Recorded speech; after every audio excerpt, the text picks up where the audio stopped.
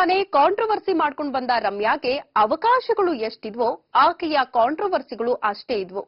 ಯಾರಾದ್ರೂ ಏನಾದ್ರೂ ಹೇಳಿದ್ರೆ ಅದ್ ಹಾಗಲ್ಲ ಹೀಗೆ ಅಂತ ತನ್ನದೇ ರೀತಿಯಲ್ಲಿ ವಾದ ಮಾಡ್ತಾ ಇದ್ದ ರಮ್ಯಾ ಕಾಂಟ್ರವರ್ಸಿ ಮಾಡ್ಕೊಳ್ತಾನೆ ಇದ್ರು.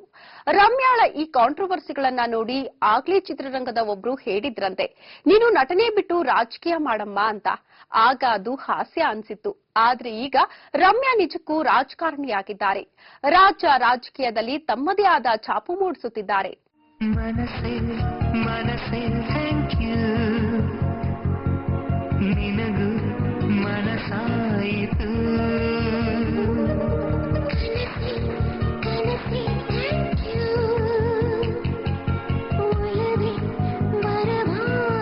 ರಂಗ ಎಸ್ಎಸ್ಎಲ್ಸಿ ಟೈಮಲ್ಲಿ ಸುದೀಪ್ ಜೊತೆ ಕಿತ್ತಾಟ, ಜಸ್ಟ್ ಮಾತಲ್ಲಿ ಸಿನಿಮಾ ಟೈಮಲ್ಲೂ ವಿವಾದ, ದಂಡಂ ದಶಗುಣಂ ಸಿನಿಮಾದ ಟೈಮಲ್ಲಿ ನಿರ್ಮಾಪಕರ ಜೊತೆ ಫೈಟಿಂಗ್. ಕೊನೆಗೆ ಕಣ್ಣೀರಿಟ್ಟ ರಮ್ಯಾ ಅವರನ್ನ ಸಮಾಧಾನ ಮಾಡಿದ್ದು ಅವರ ನೆಚ್ಚಿನ ಅಂಕಲ್ ಅಂಬರೀಶ್. ಸಂಭಾವನೆ ವಿಷಯವಾಗಿ ಕಿತ್ತಾಡ್ಕೊಂಡಿದ್ದ ರಮ್ಯಾ, ಅಪ್ಪು ಎಲ್ಲಾ ಹೀರೋಗಳಿಗಿಂತ ಚೆನ್ನಾಗಿ ಅಪ್ಪಿಕೊಳ್ತಾರೆ ಅಂತ ಹೇಳಿ ಪಾರ್ವತಮ್ಮ ಅವರಿಂದ ಮಂಗಳಾರತಿ ಕೂಡ ಎತ್ತಿಸ್ಕೊಂಡ್ರು. ರಮ್ಯಾ ಹಠಮಾರಿ ನಿಜ, ಹಾಗಂತ ಅವರನ್ನ ಚಿತ್ರರಂಗ ದ್ವೇಷಿಸಿಲ್ಲ. ಆ ಹಠ, ಮುಂಗೋಪ, ಪೊಸೆಸಿವ್ನೆಸ್ ಇವತ್ತು ಅವರನ್ನ ರಾಜಕಾರಣಿಯನ್ನಾಗಿ ಮಾಡಿಬಿಟ್ಟಿದೆ. ಸಂಜು ಮತ್ತು ಗೀತಾ ಸೇರಬೇಕು ಅಂತ ಬರೆದಾಗಿದೆ ಇಂದು ಬ್ರಹ್ಮನು. ನನ್ನ ಜೀವಕ್ಕಿಂತ ನೀನೆ ನನ್ನ ಸ್ವಂತ, ಇರುವಾಗ ನಾನು ಚಿಂತೆಯೇನು. ನಿನ್ನ ಎಲ್ಲ ನೋವನ್ನು ಕೊಡುಗೆ ನೀಡು ನನಗೆನ್ನು, ನನ್ನ ಎಲ್ಲ ಖುಷಿಯನ್ನು ಕೊಡುವೆ ನಿನ್ನ ವಶಕ್ಕೆನ್ನು. ಮಳೆಯ ಇವರು ಮಾತನಾಡಿದ್ರು ಸುದ್ದಿನೇ, ಮಾತನಾಡದೇ ಇದ್ರು ಸುದ್ದಿನೇ ಅನ್ನೋ ಹಾಗಾಗಿದೆ. ಯಾವಾಗ್ಲೂ ಗ್ಲಾಮರಸ್ ಡ್ರೆಸ್ ಹಾಕೊಂಡು ಲಂಡನ್ನಲ್ಲಿ ಜಾಲಿಯಾಗಿ ರಫೇಲ್ ಜೊತೆ ರೈಡ್ ಮಾಡ್ತಾ ಇದ್ದ ರಮ್ಯಾ ಯಾವಾಗ ರಾಜಕೀಯ ಅನ್ನೋ ಹುಳನ ತಲೆಗೆ ಬಿಟ್ಕೊಂಡ್ರೋ ಆಗ್ಲೇ skin tight jeans T shirt ಅನ್ನ ಸೈಡ್ಗಿಟ್ರು. ಅಪ್ಪಟ ಖಾದಿ ಸೀರೆ ಹಾಕಿ ಕೈಲೊಂದು ಪರ್ಸ್ ಹಿಡಿದು ಲೈಟ್ ಮೇಕಪ್ ನಲ್ಲಿ ಮಂಡ್ಯದ ಊರೂರು ಸುತ್ತೋಕೆ ಶುರು ಮಾಡಿದ್ರು. ಸಿನಿಮಾದಲ್ಲಿ ರಮ್ಯಾ ಅವರನ್ನ ನೋಡಿದ ಜನ ಪದ್ಮಾವತಿಯ ಹೊಸ ವೇಷ ನೋಡಿ ಬೆರಗಾದ್ರು. ಹೂವು, ಬಳೆ, ಕುಂಕುಮ ಕೊಟ್ಟು ಬಾರಮ್ಮ ಮನೆಮಗಳೇ ಅಂತ ಬರ್ಮಾಡ್ಕೊಂಡ್ರು.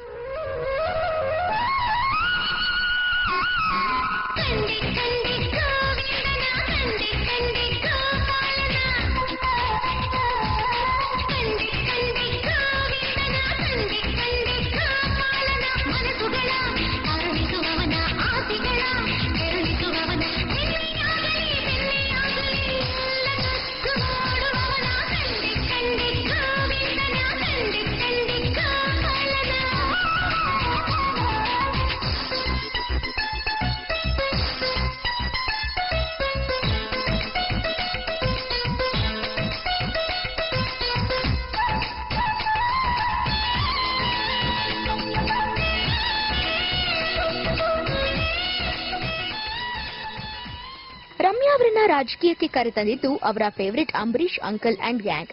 2013ರ ಲೋಕಸಭೆ ಉಪಚುನಾವಣೆ ವೇಳೆ ಕಾಂಗ್ರೆಸ್ ಹೈಕಮಾಂಡ್ ತಲೆಯಲ್ಲಿ ರಮ್ಯಾ ಹೆಸರ ಹುಳ ಬಿಟ್ಟಿದ್ದು ಅಂಬಿ. ಯಾವಾಗ ರಮ್ಯಾ ಅನ್ನೋ ಹೆಸರು ತಲೆನ ಕೊರೆಯೋಕ್ ಶುರುವಾಯ್ತೋ ಹೈಕಮಾಂಡ್ ಸಿಎಂ ಸಿದ್ದರಾಮಯ್ಯ ಅವರಿಗೆ ಫೋನ್ ಹಾಕಿ, ನೋಡ್ರಿ ಆ ರಮ್ಯಾ ಬರ್ತಾರೇನೋ ಕೇಳ್ ನೋಡಿ ಅಂದ್ಬಿಡ್ತು. ಇಂಥ ಒಂದು ಫೋನ್ ಬಂದಿದೆ ತಡ ಸಿದ್ದರಾಮಯ್ಯ ವಿಧಾನಸೌಧದಿಂದ ಸೀದಾ ರಮ್ಯಾ ಮನೆ ಕಡೆ ಗಾಡಿ ತಿರುಗಿಸಿ ರಮ್ಯಾನ ಅಪ್ರೋಚ್ ಮಾಡಿಯೇ ಬಿಟ್ರು. ಪಾತಾಳ ಗರ್ಭದಲ್ಲಿ ಬಂದೆ ನನ್ನ ನಾಶ ಮಾಡು ನಿನ್ನ ಬೆಚ್ಚಲಿತಾರ ಹೀರೋಕೆ ಎತ್ತಿ ಕುಟ್ಟಿ ವಿಷವನ್ನು ಕಟ್ಟಿಕೊಡುವೆ ನಿನ್ನ. ಮೊದಲಿಗೆ ಈ ರಾಜಕೀಯ ಎಲ್ಲ ನಂಗೆ ಬೇಡ ಅಂತಿದ್ದ ರಮ್ಯಾ ಯಾವಾಗ ಎಸ್.ಎಂ. ಕೃಷ್ಣ, ಡಿ.ಕೆ. ಶಿವಕುಮಾರ್, ಅಂಬರೀಶ್ ಎಲ್ರೂ ಹೇಳಿದ್ರೋ ನಾನು ಒಂದ್ ಕೈ ನೋಡೇ ಬಿಡ್ತೀನಿ ಅಂತ ಎಲೆಕ್ಷನ್ಗೆ ನಿಲ್ಲೋಕೆ ಒಪ್ಪಿಗೆ ಕೊಟ್ರೆ ಬಿಟ್ರು. ಪ್ರಚಾರನೂ ಶುರು ಮಾಡಿದ್ರು. ಆದ್ರೆ ಆ ಟೈಮಲ್ಲೇ ರಮ್ಯಾ ತಂದೆ ನಾರಾಯಣ್ ತೀರಿಕೊಂಡ್ರು. ಆಗ ತುಂಬಾ ಭಾವುಕರಾಗಿದ್ದ ರಮ್ಯಾ, ನಾನು ಪ್ರಚಾರಕ್ಕೆ ಬರಲ್ಲ, ನನ್ನ ದುಃಖ ನಿಮಗೆ ಅರ್ಥ ಆಗಲ್ವಾ ಅಂದ್ರು. ಆದ್ರೆ ರಾಜಕಾರಣಿಗಳಿಗೆ ಮಾತ್ ಹೇಳ್ಕೊಡ್ಬೇಕಾ, ಇದು ನಿನ್ ತಂದೆ ಆಸೆ ಕಣಮ್ಮ ಅಂತ ಹೇಳಿ ರಮ್ಯಾ ಅವರನ್ನ ಪ್ರಚಾರಕ್ಕೆ ಕರ್ಕೊಂಡು ಹೋದ್ರು. ರಮ್ಯಾ ಅಳ್ತಾನೆ ಓಟ್ ಕೇಳಿದ್ರು.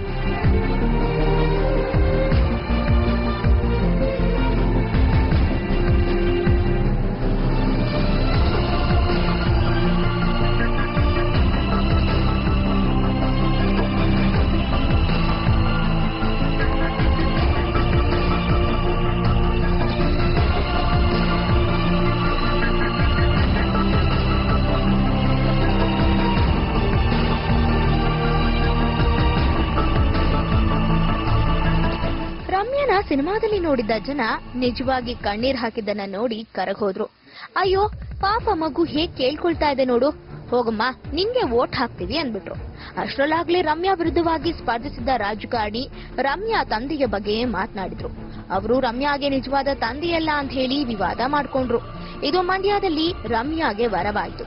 ಈ ಟೈಮಲ್ಲೇ ಹೀಗೆಲ್ಲ ಮಾತಾಡ್ಬೇಕಾ ಅಂತ ಜನ ಆ ರಾಜಕಾರಣಿನ ಬೈಕೊಂಡು ರಮ್ಯಾಗೆ ಒಂದ್ ವೋಟ್ ಹಾಕೇ ಬಿಟ್ರು. ಸುಮ್ಮನೆ ಡ್ಯಾನ್ಸು ಮಾಡು, ಕಣ್ಣಿದೆ ಕಿರಿಯಿದೆ, ದಯವಿಟ್ಟು ಹಾಡು ಕೇಳು, ಕೆಂಪೇಗೌಡ ಕಣ್ಣಿಂದೂರ ಗ್ರಾಣಿನ, ಕಲ್ಲರ್ ಕಲ್ಲರ್ ಕನಸಿಗೆ ರಾಯಪಾರಿನ, ಊರಿಗೊಬ್ಳೆ ಪದ್ಮಾವತಿ ಅಂತರಗಾಯ ಕಾಡುತ್ತೀ.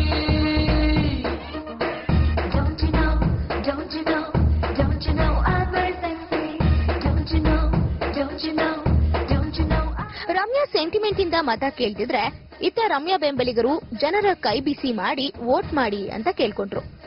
ನಮ್ಮೂರಿನ ಹುಡುಗಿ ಯಾರ್ಯಾರಿಗೂ ಚಾನ್ಸ್ ಕೊಡ್ತೀವಿ, ಪಾಪ ತಂದೆ ಇಲ್ಲದ ಆ ಹುಡುಗಿಗೂ ಒಂದ್ ಚಾನ್ಸ್ ಕೊಟ್ ನೋಡೋಣ ಅಂತ ಜನ ರಮ್ಯಾಗೆ ವೋಟ್ ಹಾಕಿಬಿಟ್ರು. ಕಟ್ ಮಾಡಿದ್ರೆ ರಮ್ಯಾ ಕ್ಯಾರವನ್ ಬಿಟ್ಟು ಬಣ್ಣ ಬಣ್ಣದ ಕಾಟನ್ ಸೀರೆ, ಕೈ ತುಂಬಾ ತೋಳಿರೋ ಬ್ಲೌಸ್ ಹಾಕಿ ಲೋಕಸಭೆಯಲ್ಲಿ ಪ್ರತ್ಯಕ್ಷ ಆದ್ರು. ಅಲ್ಲಿಂದ ಶುರುವಾಗಿದ್ದೆ ನೋಡಿ ಪದ್ಮಾವತಿಯ ಅಸಲಿ ಆಟ.